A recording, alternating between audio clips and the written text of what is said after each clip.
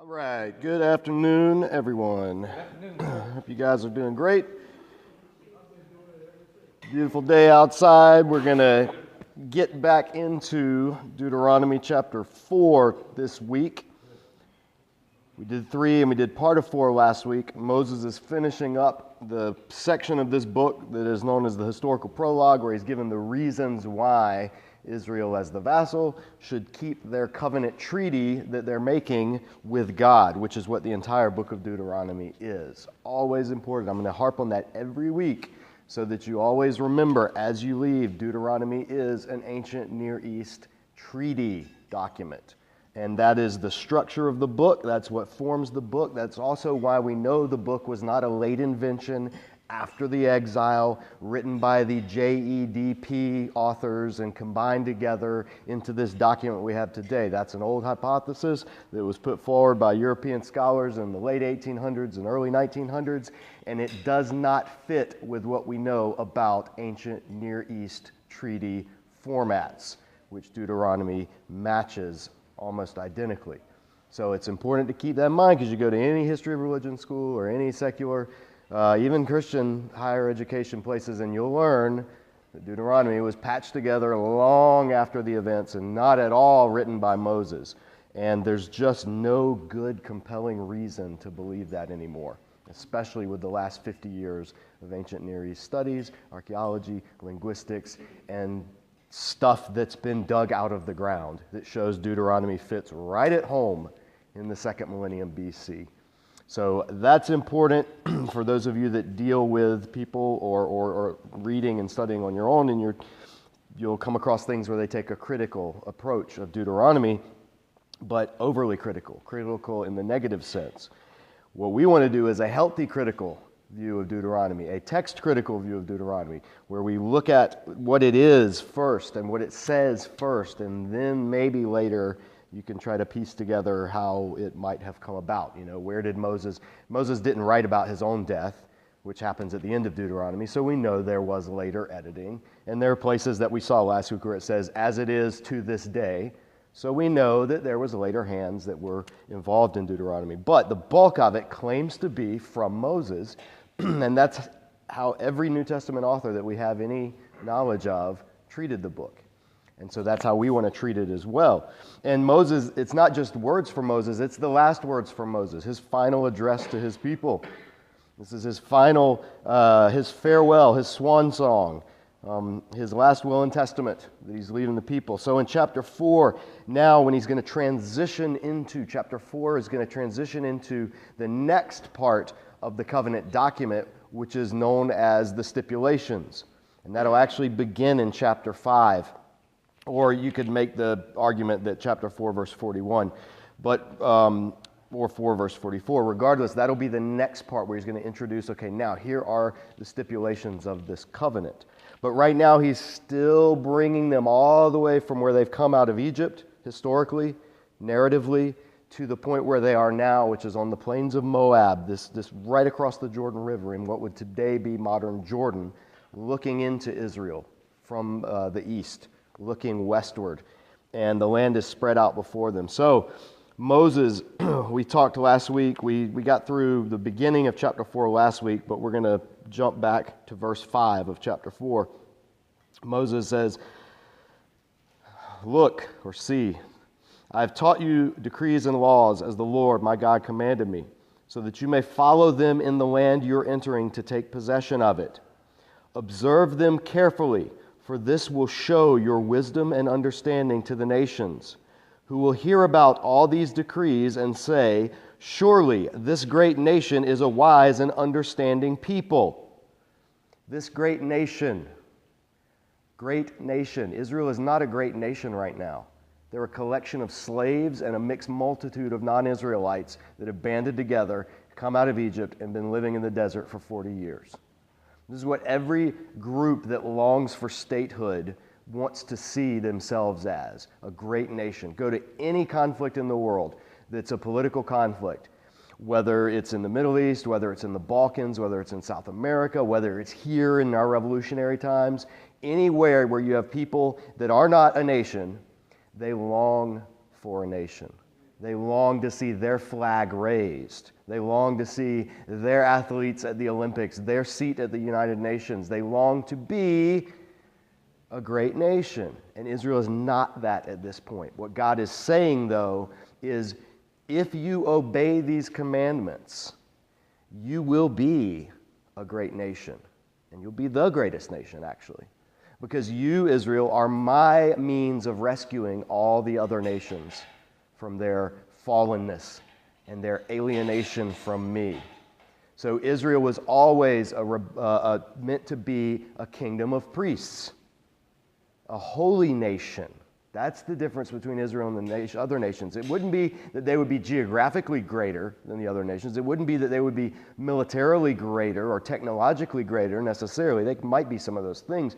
But God's promise would be, you are to be, I want you to be, I'm calling you to be ethically greater, holiness greater than the nations. And for the purpose, why? Of showing off so the other nations feel bad? No. So that the other nations will look to you and see me. That's the key that runs through the Old Testament and the New Testament. Holiness is not so people can look and see a holy person. It's so they can look and see the God that holy person serves. I go to India about once a year, and there are people over there, they're babas, they're gurus, and they're almost like celebrities because of how holy they are. And they do weird things, I mean, for us, they're weird. For them, like one guy will just hold his hand in the air for all his life. And it's just all withered and atrophied, and his fingernails are all gnarled. But that's his, sacrifice of, I'm showing my holiness by living with my hand in the air. Christians used to do it in the ancient times. They'd live on poles. They just sit at the top of a pillar in the desert and just sit there. And pilgrims would come and bring them food and whatever they needed, because these people had forsaken all the worldly pleasures of comfort, and they were only because they were so close to God, and they were pillar saints, and people aspired to be them. Every tradition, every religion has these things. And the problem is that those things don't point beyond the person. They point to the person. Look how holy this person is.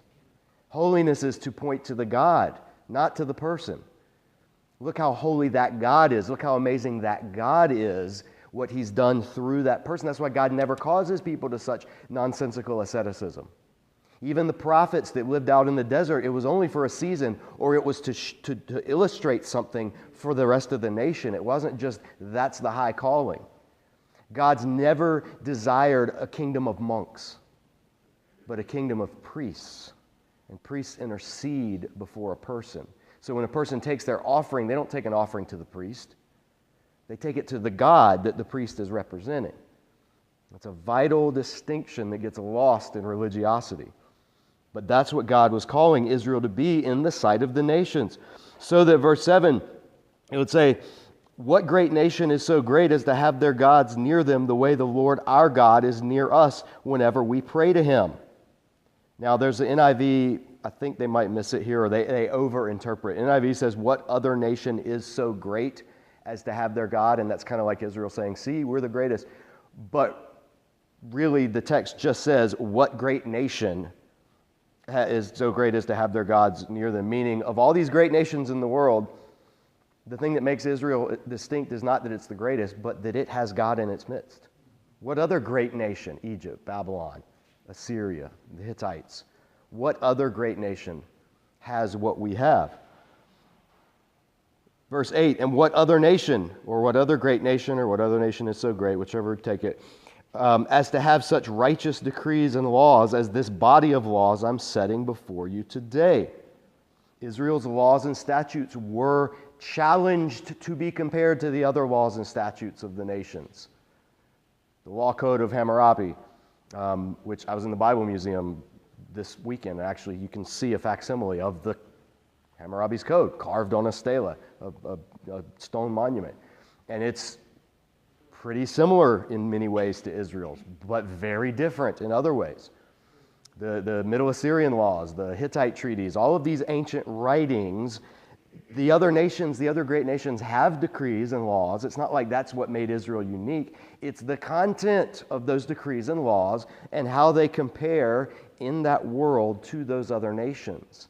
And when you look at Israel's and you look at the world's, Israel's from our perspective, post-New Covenant, we look back and we see things in Israel's law that we're like, well, that should be even more in the direction of being ethical and a higher calling. But when we look at from within Israel's setting and the surrounding nations, it already is getting that way. God's entering into the nations where they are with their covenants and their laws and their decrees, and He's pulling Israel out of that. Now, Torah is not the final covenant that He's going to make. Torah itself will talk about a new covenant, which will be even greater than this covenant, and will put the laws in their hearts. So Torah is not the end-all, be-all. That's why we can't take Torah and just make that our laws and say this is what God desires for all people for all time. It's not, but it's a start. And it's a start in that culture at that time. And that's important when we get to passages that we read that seem to us from this side of the cross as not far enough in the direction of holiness. But from that side of the cross, in the fallen ancient world of nations that had completely gone away from God and invented or come to be under their own gods, you see Israel is a pull away from that into the direction of the holiness. Of God's holiness, rather. And so he goes on, verse 9. Only be careful. Watch yourselves. And literally it's guard your soul. Or watch your life. Nefesh, soul, life. Guard yourselves is the term. Watch yourselves is a little, not quite as emphatic as it is. Guard your souls closely, so that you do not forget the things your eyes have seen or let them slip from your heart as long as you live. Teach them to your children and to their children after them. You know what it doesn't say? Take them to church or synagogue and let them teach them to your children. Don't pawn off teaching the faith to somebody else. Don't leave it to the professionals, because ministers hate that, because they're not your kids' parents. You are. And so the primary education that your children or your grandchildren, see, it says grandchildren here too, so grandparents, you're not off the hook just because your kids are out of the house. Your job is to teach not only your children and your children's children the things of God. Where you say, I'm not a professional Bible scholar, I don't know the things. You know what you know. You know why you're a disciple. You know why you live the way you live. Teach them that. And teach them that you don't know everything, but that you're doing the best you can. Teach them that, right? Don't pawn it off on children's programs. Don't pawn it off on Sunday school. That's the way you get a generation of people that leave the church as soon as they graduate high school. Teach them at home. He goes on to say, remember the day you stood before the Lord your God at Horeb, that's Mount Sinai, when He said to me, assemble the people before me to hear my words so that they may learn to revere me as long as they live in the land and may teach them to their children. This is all in Exodus 19 and 20. You came near, you stood at the foot of the mountain while it blazed with fire to the very heavens, and black clouds and deep darkness. That's the storm theophany that God appeared on top of Mount Sinai to Moses in. Then the Lord spoke to you out of the fire. You heard the sound of words but saw no form. There was only a voice. He declared to you His covenant, the 10 Commandments, which He commanded you to follow, and then wrote them on 2 stone tablets. And the Lord directed me at the time to teach you the decrees and the laws you are to follow in the land you are crossing the Jordan to possess. This is a subtle but important point. He's reminding them in this historical prologue leading up to the covenant of the first time the covenant was given. This book, Deuteronomy, is going to be a renewal of the next generation taking that covenant upon themselves. So he's reminding them of the covenant that their parents heard.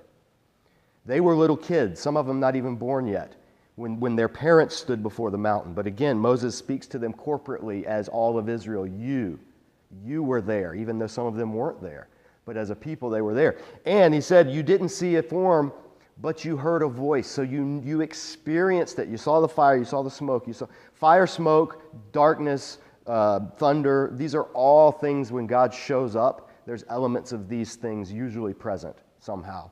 And when He shows up in His glory as a theophany, all the way back to the when He showed up in the Garden of Eden to judge the man and the woman. And it's always there when He reveals Himself. And that's what they saw, but they didn't see a form. They didn't see, I think the word's tamuna, like an actual form, what we would call a likeness or an idol, something you could recreate. They didn't see that, but they heard his voice. And a lot of us think that God gave Moses the 10 Commandments and then he told the people, no, go back and reread Exodus 20. God spoke the 10 Commandments out loud and all the people heard them. And the 10 Commandments were the 10-point encapsulation of all of the covenant. It was like the preamble or the beginning of the covenant or the outline of the covenant. And then all the rest, and then the people, when they heard those 10 words, and they're not commandments in Hebrew, it's the 10 words. That's what they're called. There's another word for commandment, and it's not this. I don't know where that came into English translations, but it's ubiquitous now. We can't get around it. But the 10 Commandments, the 10 words that I gave you, you heard it. And Israel's response, if you go back to Exodus 19, 20, and 21, their response to hearing those words, they were terrified. And they ran and they said, Moses, you go hear from him and then come tell us, because we can't stand before this. We're terrified. And he was showing up as their great suzerain, as their conquering king who had liberated them from their oppressor and brought them into service to him. So they were terrified, they were petrified, and they said, we cannot hear his voice anymore. It's overwhelming. And so Moses did that. Then Moses heard from God and then says, which he commanded you to follow, and then wrote them on 2 stone tablets, verse 14. So 2 stone tablets. And it's not 5 on one and 5 on the other, like we've said. There were 2 copies of a treaty. You made a treaty, a covenant, and there were 2 copies made. It's like a contract with carbon copy paper. Now you just use digital ink, but 2 copies. You know, you peel one away, there's that nasty pink one that you get, and the customer service keeps the original. It's like that. That's what covenants were. So the 2 tablets, don't think Charlton Heston coming down with 5 on one side, 5 on the other. Or Mel Brooks coming down with 15 and dropping a tablet and being like, the 10. It's not that. 2 copies of the same covenant, and they were written front and back because this covenant's long. The writing would have probably been like 10-point font or 12-point font, like tiny. 2 copies. Why? Because both copies in the ancient Near East covenants went to the people that were making the covenant. One copy went back to the king, was deposited in the temple of his God, which was usually his temple as well. The other went back and stayed with the vassal in the temple of their God so that they would always be reminded of their end of the contract. So why is there 2 copies? Because God's saying this is a binding vassal treaty covenant. Why are they put together? Because God's like, because we're not separated like other treaties. I'm the king who's making a treaty, and I'm going to live in your midst. So I'm going to take the treaty back to my house and put it in my temple, and you're going to take your copy to your temple, which just happens to be my temple as well. That's why both copies went into the ark. Even that thing is very symbolic in the ancient Near East, and we miss that because of tradition or just not knowing the background of it. Incredibly significant. The fact that there were 2 copies is a testament to God saying, I will dwell with you. That's the bottom line. 2 copies of the same thing, meaning you don't have to have your copy taken somewhere else because we're in this together. I'm binding myself to you. I'm marrying you is the image that God will use elsewhere. Or I'm adopting you as my firstborn son is the image he'll use. He'll combine these images, marriage and adoption. Those are the 2 greatest things you can do in making a relationship between 2 people that wasn't in existence before then. You don't get closer than marriage and adoption. Those are the 2 things the 2 ways you become family. And that's what God's doing to Israel. And so he's telling them this. Then Moses then teaches them the decrees and the laws that they're to follow. And Moses did all of this. The rest of Exodus, 21, 22, 23, 24, all of that stuff. All of Leviticus. And that's what Moses was commanded to teach the people. Now he's reminding, he's recapping, he's summarizing for their offspring, their descendants, that their descendants are about to do the same thing that their parents did, including miraculously cross a body of water. Only it'll be the Jordan River this time instead of the Red Sea. So he goes on, and we'll get through some of this, but it carries on through the rest of the chapter, so we will not get through all of it this week. But he says, you saw no form, no image, no idol. You saw no form of any kind the day the Lord spoke to you at Horeb out of the fire. Therefore, guard your souls very closely so that you do not become corrupt and make for yourselves an idol, an image of any shape, whether formed like a man or like a woman. Why does that matter? Well, the Canaanites, where they're going, into the land they're going, they had images of gods as a man and as a woman. Most of the time, Baal was the man, Asherah was the woman. There were variations, and different gods filled that role, but their gods, man, woman. Their worship, sex act. The result of that, fertility. That's what God is telling Israel. You're going to be going into that. Don't do it. There's a reason I didn't appear to you with a form. Because I don't want to be copied. I don't want to be carved into an idol, because then that gives the worshiper, the whole reason for idols is to give the worshiper a sense of control over the deity, or at least immediate access to the deity. And God's saying, no, that is not how the deity works. That's not how godliness works. None of that. And he goes on, he says, so no male or woman, or like any animal on the earth, or any bird that flies in the air, or like any creature that moves along the ground, or any fish in the waters below. And when you look up to the sky and see the sun, the moon, and the stars, all the heavenly array, do not be enticed into bowing down to them and worshiping things the Lord your God has apportioned to all the nations under heaven. Don't worship creation. And you notice the specific things he said? Male or female, animals, things that crawl along the ground, fish, birds, sun, moon, and stars.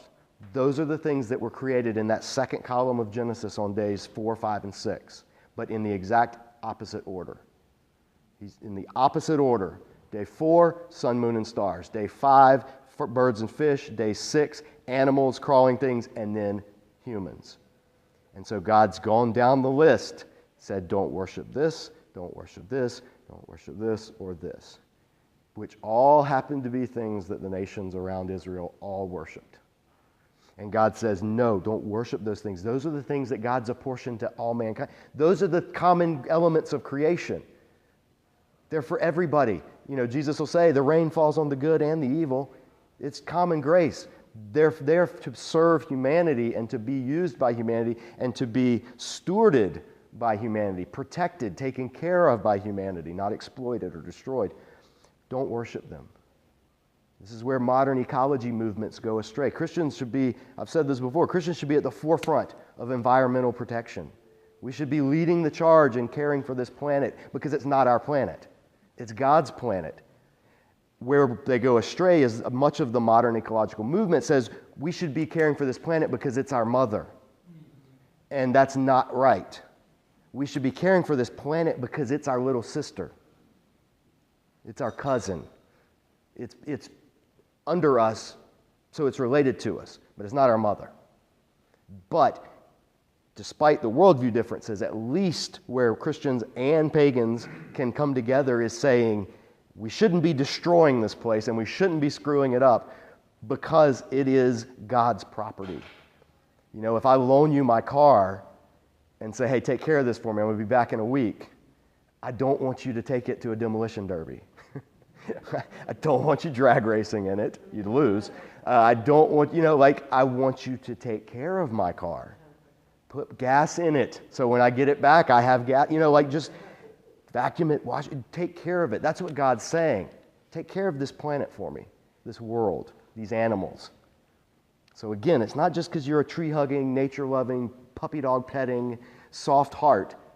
The fiercest, most dominant, most aggressive, godly warriors should channel that into protecting the thing that the King has entrusted us, which is creation, but not to bow down to it. That's the era where it goes off the rails. That's where creation care becomes idolatry. But we don't throw out creation care just because other people make an idol of it. It's a hard thing for Christians to find that balance, especially in a politicized culture where everything becomes a litmus test for whether you're left-wing or right-wing, a hippie or a yuppie. And it's like, no. Just stay the line, stay the balance. It's God's creation. So he goes on to say, but as for you, the Lord took you, brought you out of the iron smelting furnace, or the iron furnace of iron, out of Egypt, to be the people of his inheritance, as you now are. The Lord was angry with me because of you, and he solemnly swore that I would not cross the Jordan and enter the good land that your Lord, your God, is giving you as an inheritance. I'll die in this land. I'll not cross into the Jordan. But you are about to cross over and take possession of that good land. I'll die in this land. I'll die in Moab. This land, this is not a good land. But you're about to go in the good land. I don't get to go there, so you better listen to what I'm telling you. This is the sense that Moses is giving the people. He's using a little bit of good Jewish family guilt. You know, I don't get to go. I don't get to experience it, meaning, so you get to experience it. You get to make the most. You know, that's a good way to use guilt, parents, if you want to motivate, right? I mean, there's a right way and a wrong way, but he's doing it. He's saying, I'm not going to get it. I've shepherded for 40 years, 80 years actually, if you count the time he was in Midian, and I'm not going to see it. And it's your fault. Because of you. Yes. Now remember, he's saying it to the people who it was not their fault. It was their parents' fault. And he's saying it to them as y'all. So that gives them the needed distance to say, yes, it wasn't me that did it, but it was us that did it. And we need to be faithful for Moses' sake. It's kind of a rallying cry. Yeah. So he goes on and says, verse 23, be careful not to forget the covenant of the Lord your God that he made with you. Do not make for yourselves an idol in the form of anything the Lord your God is forbidden. For the Lord your God is a consuming fire, a jealous God, or a zealous God. The way you translate it's contextual. But jealous, I think, in this context fits, because all of this is the image of marriage.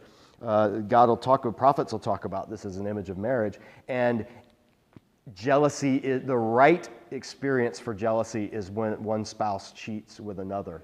That's when jealousy is the correct response. That's when zealotry is the correct response. You don't have a right to be jealous of something that has not committed itself to you. But when someone commits and binds themselves to you, pledges faithfulness for life, and then goes and runs after someone else, that is when jealousy is an appropriate response. And that's what God is saying he is. Moses is telling the people, God is a jealous God, not a petty jealous, not jealous because he didn't get what the other person, no, jealous for the relationship, for the covenant, for the agreement. And he also reminds them he's a consuming fire. He's not your homeboy. He's not buddy Jesus. He's not old man in the sky with a long beard that just wants to give you stuff and everybody eventually will get to heaven because people are all innately good. He's not that. He's a consuming fire. And what does a fire consume? It consumes anything that's perishable.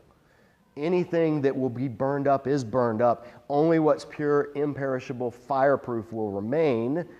That's why Paul uses this imagery in 1 Corinthians to describe the day of judgment when God judges people's ministries and the things they're building and laboring. And Peter uses it, and James uses it, Peter uses it to describe when God will come and judge and cleanse the earth, not with water like he did the first time, but with fire, not to flood it and wash it away, but to burn it away.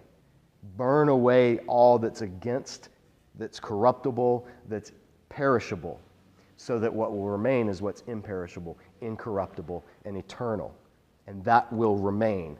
That's what will be left when it's all said and done. And so Moses, we gotta wrap up here. Moses is going to finish, and he's going to go on to ground it in the final word of his sermon, which is the whole remember and this is the nature of God itself. And then he's going to go into the stipulation. So we're building to the crescendo. Next week will be the crescendo, but this week will not because we have to go. We're 40 seconds over. So have a great week. There's more food here. Tell your friends that weren't here today we missed them, and come back next Tuesday. Bye.